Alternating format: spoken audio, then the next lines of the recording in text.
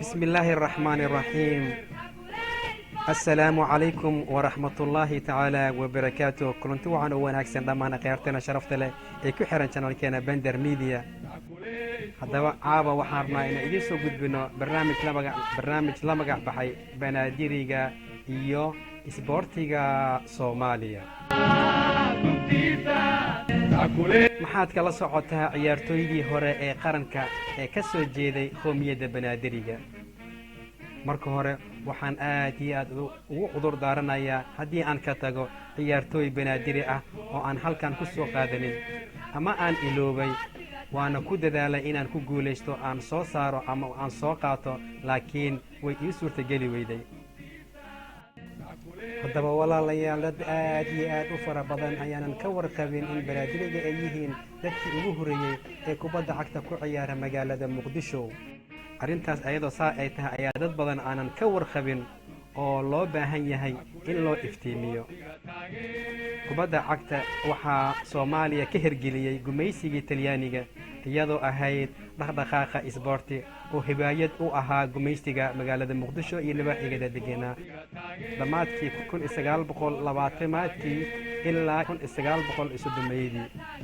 talyaanigii gumaysigii markuu gumaysigii magaalada muqdisho haystay ayay waxay bilaabeen ciyaar xirfadeed. ciyaaraha ayaa markii hore ku koobnaa keliya caasimadda magaalada muqdisho.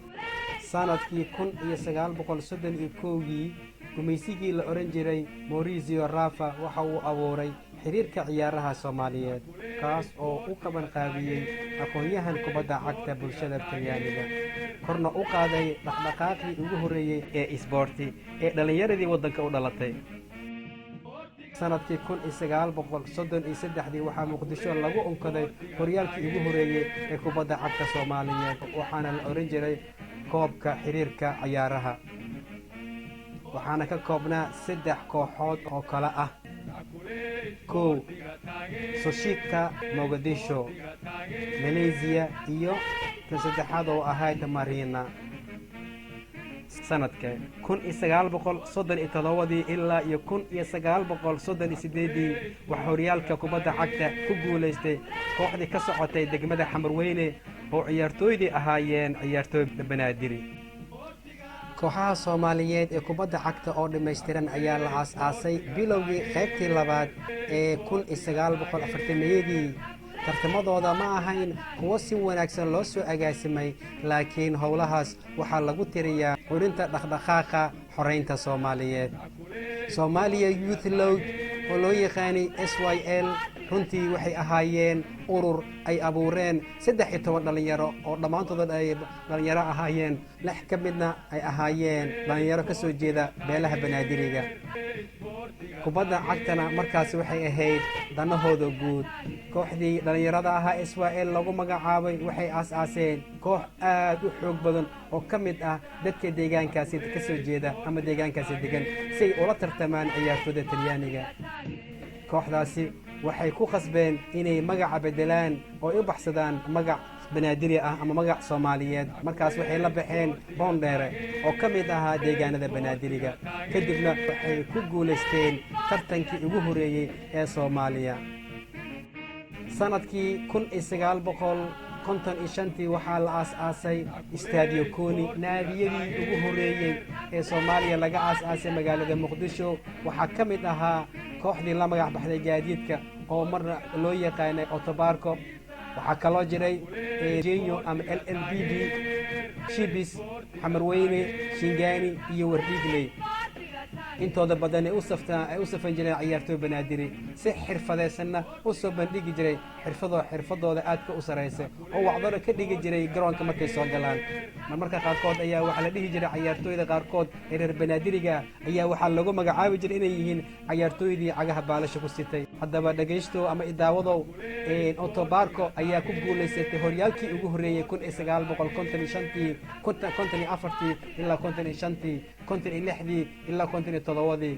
ayaa ciyaartooyda dhammaantoodna waxay u badnaayeen ciyaartooyda otobaarka u ciyaari jiray ciyaartooy banaadir ciyaartooydii reer banaadir ee xidigaha ahaan jireen haddii magacyadooda mid mid idinkugu soo qaado waxaa ka mid ahaa abanuur abati shariif saalax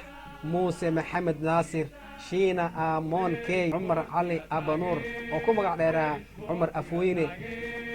muumin yare cusmaan maye oo loo yaqaana scott nuurgaab shiikaalow shariif xamza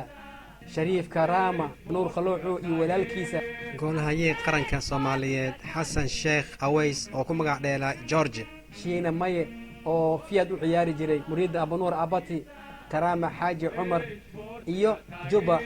waxaan kaloo aad iyo aad uga xumahay iyo ciyaartooy badan aanan halkan ku soo koobi karin magacyadooda maadaama waqti zamaan laga soo wareegtay laakiin waxaan idiin ballan qaadaynaa inaan ciyaartooyda dambe kuwa dambena dib aan idinkugu soo sheegi doono intaas kuma aysan okeene waxaan kaloo idin hayaa waxaa kaloo jira ciyaartooyda banaadiriga inay ka mid ahaayeen sidoo kale ciyaartooy banaadiri kasoo u ciyaari jiray kubadda kolayga kuwaasoo ay ka mid ahaayeen xidigii abuukar shiino macalin baruno miriidi yaa weli axmedey xaaji abuukar xasan abati iyo kuwa kaleba laakiin barnaamijyadaas magacyadaasi waa magacyadii aan oo inta keliya aan soo qaadanay bal waxaa ka sii badan kuwo qaarkood aan sheegin ayaa ka badan haddaba walaalkayga idaabanayo barnaamijkan waxaan ugu talagalnay inaan idin xasuusino inay jirtay soomaaliya inay ka jirtay ciyaartooy reer banaadir ay ahaayeen xidigaha mar kasta dadka ay fiirsan jireen mararka qaarkood markay garoonka soo galaan garoonka sawaxanka iyo qeylida cirka isla aadi jireen haddaba insha allahu tacaala barnaamijkan waxaan ugu talagalnay caawa walaalahayga aanan aqoonta u lahayn ama ilowsan inay reer banaadir ahaayeen xidigo ay ahaayeen haddaba barnaamijkeena caawa intaa ayaan kusoo gebagabayn doona hadduu alla awoodi la idmo waxaan ka maqneen insha allahu tacaala barnaamijkan barnaamijyo kale ayaa noo xiigi doono oanu kusoo qaadan doona barnaamijyadeen ugu talagalnay inaynu soo bandhigno ciyaartooydii iyo dhalinyartii isboortiga ahaan jireen ama fanaaniintii aadka loo yiqiinay haddaba waxaanan meesha aanan ka marnayn waxaanu kaloo soo qaadan doonaa hadduu alla awoodilma ganacsatadeeni reer banaadir ee doorka weyn ka ciyaaray horumarka dalkeena soomaaliya khaasatan magaalada muqdisho khaasatan gobolka banaadir wax badan ka qabtay insha allahu tacaala ayaan isoo qaadan doonaa hadduu alla awoodila idmo barnaamijkan waxaan ugu talagalnay soomaali weyn meel kastay joogaan khaasatan walaalahayga banaadir khaasatan dhallinyarta hadda soo korayso inay ogaadaan reer banaadir inay ahaayeen xidigihii adduunka ama xidigihii soomaaliya aan iraahdee waana insha allahu tacaala laga maarmaan in mid loo soo qaato hadduu alla awoodila idmo barnaamijkan waxaa aad iyo aad usoo diyaariyey oo si tafatiran ugu soo shaqeeyey walaalkeena brofesorkeena qaaliga nagu ahaa brofesor maxamed cali shiiqey oo degan dalka toronto waxaan leenahay jazaaka allahu khayran jazaa wakatar allahu lamtaalig ayaan leenahay waxaan kaloo meesha aanan ka marnayn oo mar kasta barnaamijyada nala shaqeeya si aan kusoo saari lahayn walaalkeena maareeyaheena bender media malaakh muriidi malaakh maxamed malaakh abuukar waxaa iga xasuus ah intaanan khadka ka baxin walaalahayga idaawanaayo haddii aad haysaan fariimo ku salaysan horumarka beelaha banaadiriga waxaan kaa codsanaya haddii aad haysid dhaqmadii reer banaadir haddii aad haysid waxaad noo soo gudbi nagala soo xiriir bender media stuudiyiisa emailkeeda noogu soo dir sawiro